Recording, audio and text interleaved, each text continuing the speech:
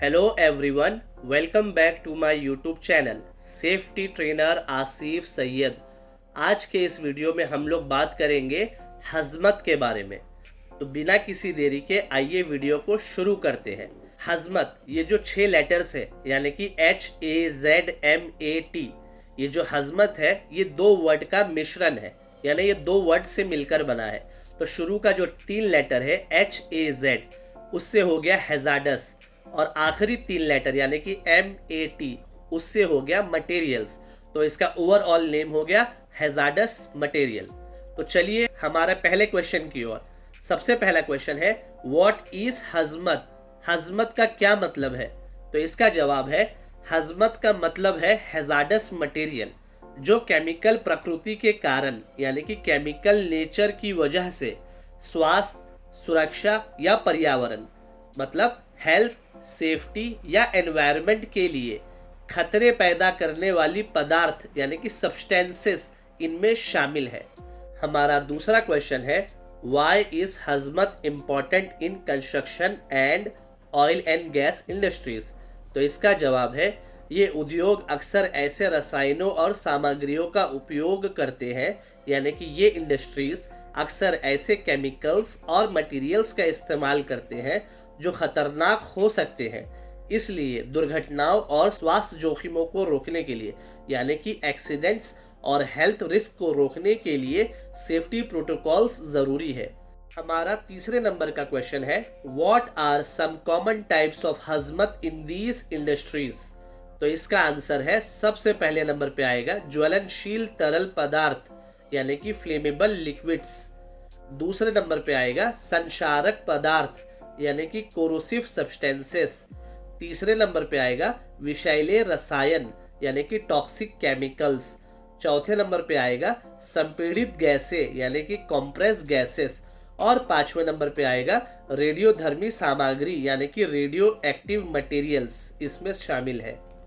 हमारा चौथे नंबर का क्वेश्चन है हजमत मटेरियल्स को कैसे वर्गीकृत किया जाता है, यानी कि हाउ आर हजमत मटेरियल्स क्लासिफाइड।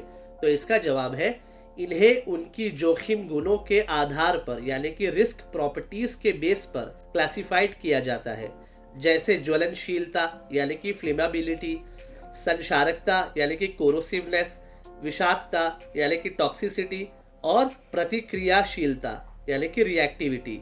इन आधार पे हैजार्डस मटेरियल्स को क्लासिफाइड किया जाता है। हमारा पांचवा नंबर का क्वेश्चन है इन इंडस्ट्रीज में हजमत हैंडलिंग को कौन से नियम नियंत्रित करते हैं, यानी कि what regulations govern hazmat handling in this industries. तो इसका आंसर है नियमों में यानी कि रेगुलेशंस में सबसे पहले है OSHA ओशा यानी कि occupational safety and health administration standards. दूसरे नंबर पे है EPA यानी कि एनवायरमेंटल प्रोटेक्शन एजेंसी गाइडलाइंस। और तीसरे नंबर पे है DOT यानी कि डिपार्टमेंट ऑफ ट्रांसपोर्टेशन रेगुलेशंस शामिल है। हमारा छठवें नंबर का क्वेश्चन है हजमत हैंडलिंग के लिए कौन कौन सा PPE जरूरी है, यानी कि what PPE required for handling hazmat यानी कि हैजार्डस मटेरियल। तो PPEs में यानी कि पर्सनल प्रोटेक्टिव इक्विपमेंट्स में आएगा gloves, safety goggles, respirators, protective suits और कभी कभी स्पेशलाइज्ड इक्विपमेंट जैसे रासायनिक प्रतिरोधी कपड़े यानी कि केमिकल रेसिस्टेंट क्लोथिंग शामिल होते हैं। हमारे सातवें नंबर का क्वेश्चन है SDS क्या है और ये क्यों जरूरी है। व्हाट इज एन MSDS या कहूँ SDS and why is it important. तो इसका जवाब है MSDS जो आज के टाइम पे है SDS का मतलब है सेफ्टी डेटा शीट, जो खतरनाक सामग्री के गुणों यानी कि हैजार्डस मटेरियल के प्रॉपर्टीज, उनके हैजार्ड्स और उनके हैजार्डस मटेरियल को कैसे हैंडलिंग करना है और आपातकालीन उपायों पर विस्तृत जानकारी प्रदान करती है, मतलब इमरजेंसी मेजर्स पर डिटेल इंफॉर्मेशन प्रोवाइड करती है।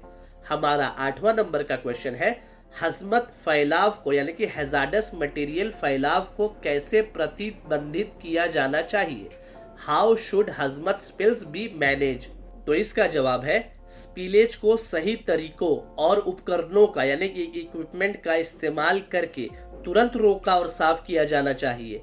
उचित रिपोर्टिंग और दस्तावेज के साथ, यानी कि with proper reporting and documentations के साथ। हमारा 9th नंबर का क्वेश्चन है, हजार्डस मटेरियल हैंडलिंग के लिए वर्कर्स को कौन सी प्रशिक्षण जरूरी है, यानी कि what training is required for workers handling hazards material.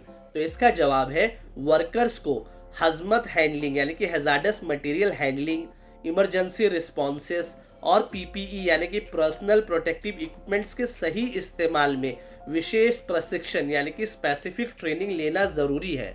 हमारा 10वां नंबर का क्वेश्चन है, इम्प्रॉपर हैजार्डस मटेरियल हैंडलिंग का पर्यावरण पर क्या असर होता है, यानी कि what are the environmental impact of improper hazardous material handling. तो इसका जवाब है improper handling of hazardous material से मिट्टी और पानी का प्रदूषण यानी कि सॉइल एंड वाटर का कंटेमिनेशन, वन्य जीवन को नुकसान यानी कि हार्म टू वाइल्ड लाइफ और लॉन्ग टर्म इकोलॉजिकल डैमेज हो सकती है। ये पॉल्यूटेड ड्रिंकिंग वाटर और फूड सोर्सेस के माध्यम से मानव स्वास्थ्य यानी कि ह्यूमन हेल्थ को भी प्रभावित यानी कि अफेक्ट कर सकता है। इसके अलावा महंगे सफाई अभियानों यानी कि कॉस्टली क्लीनअप ऑपरेशन और जिम्मेदार पक्षों यानी कि रिस्पॉन्सिबल पार्टीज के लिए कानूनी परिणामों का कारण यानी कि लीगल कॉन्सिक्वेंसेस बन सकता है। उम्मीद करता हूँ आपको हजमत यानी कि हैजार्डस मटेरियल का कॉन्सेप्ट बहुत ही अच्छे से समझ में आ चुका होगा। इस वीडियो को देखने के लिए बहुत बहुत शुक्रिया। अगर आपको ये वीडियो पसंद आया तो लाइक बटन को दबाना बिल्कुल भी ना भूले, चैनल को सब्सक्राइब और बेल आइकन प्रेस कर ले ताकि और भी ऐसे इंपॉर्टेंट टॉपिक्स आपको मिलते रहे। तो मिलते हैं किसी और न्यू वीडियो में किसी और न्यू टॉपिक के साथ। तब तक के लिए good bye and take care.